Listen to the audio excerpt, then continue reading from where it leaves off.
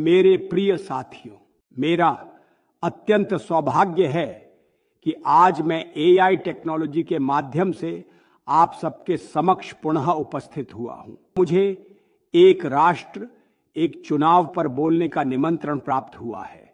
कालांतर में संपूर्ण जगत शिक्षा, व्यवसाय, तकनीक एवं विभिन्न क्षेत्रों में क्रांतिशील है।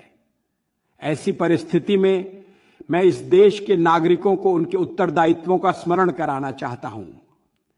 मैं आह्वान करता हूं कि वे संकल्प लें एक ऐसे राष्ट्र के निर्माण का जो परिवर्तनशील हो, गतिशील हो एवं हमारे भावी कर्णधारों के लिए एक सुनिश्चित भविष्य सुदृढ़ करे। हमारे राष्ट्र में प्रतिवर्ष किसी न किसी प्रांत में निर्वाचन होते रहते हैं, जिससे देश निरंतर चुनावी प्रक्रिया में व्यस्त रहता है। बार बार चुनावी प्रक्रिया न केवल लोकतांत्रिक प्रणाली में बाधक है, बल्कि विकास कार्यों तथा शासन व्यवस्था पर भी प्रतिकूल प्रभाव डालते हैं।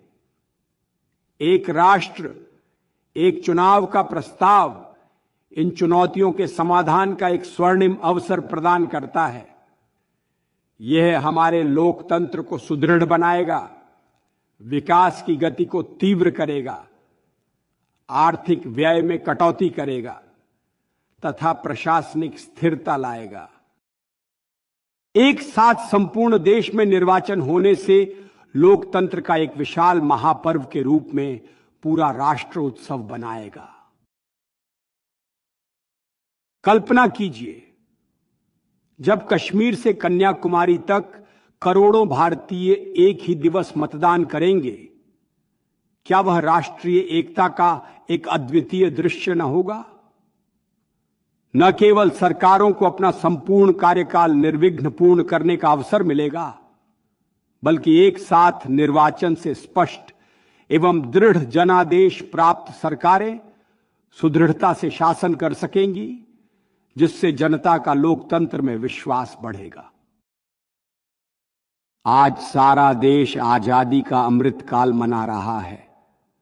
गत वर्षों में हमने निश्चय ही प्रगति की है, इससे कोई इनकार नहीं कर सकता। परंतु प्रश्न यह है कि क्या वह प्रगति पर्याप्त है? क्या जनता नहीं चाहती कि देश में वर्तमान स्थिति का संपूर्ण विकास युक्त कायाकल्प हो? आज हमारा देश विश्व की तृतीय सबसे विशाल अर्थव्यवस्था की ओर अग्रसर है। यह राष्ट्र निरंतर विकास के पथ पर अपना मार्ग प्रशस्त कर रहा है। इसके लिए मैं देश के यशस्वी प्रधानमंत्री एवं भूतपूर्व में हमारे संघ के लोकप्रिय कार्यकर्ता रहे श्री नरेंद्र भाई मोदी को बधाई देना चाहता हूं। उन्होंने लगातार 2 सत्र तक न केवल सकुशल देश की सेवा की ही, बल्कि पिछले 1 दशक में उनके सफल नेतृत्व में हमारा देश विकसित भारत 2047 के कई स्वर्णिम लक्ष्यों को प्राप्त कर चुका है। ये मेरी आशा है एवं आशीष भी कि आगे आने वाले समय में उनके मार्गदर्शन में यह देश सदैव उन्नतिशील रहेगा।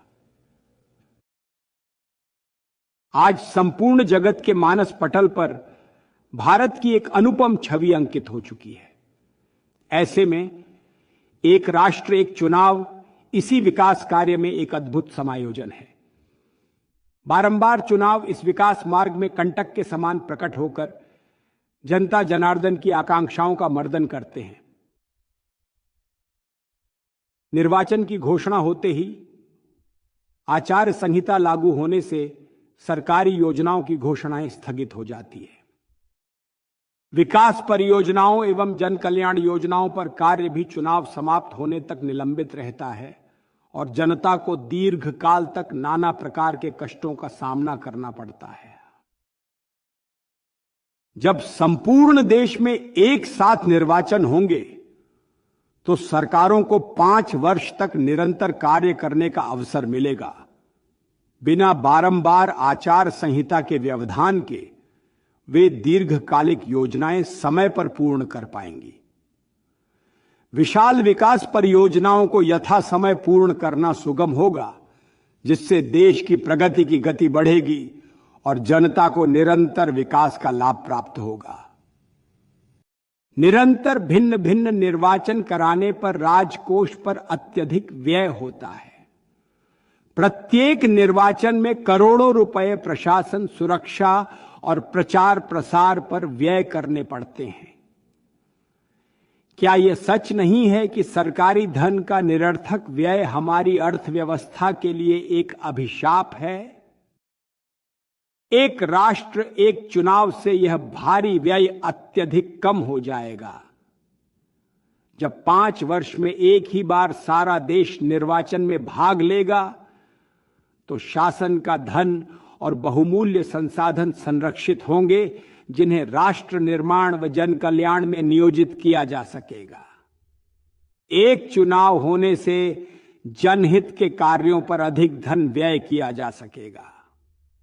आर्थिक दृष्टिकोण से भी यह कदम राष्ट्र के लिए लाभप्रद सिद्ध होगा। मेरी जनमानस से यही विनती है कि हम सभी को सम्मिलित होकर राष्ट्रहित में इस सुधार का समर्थन करें।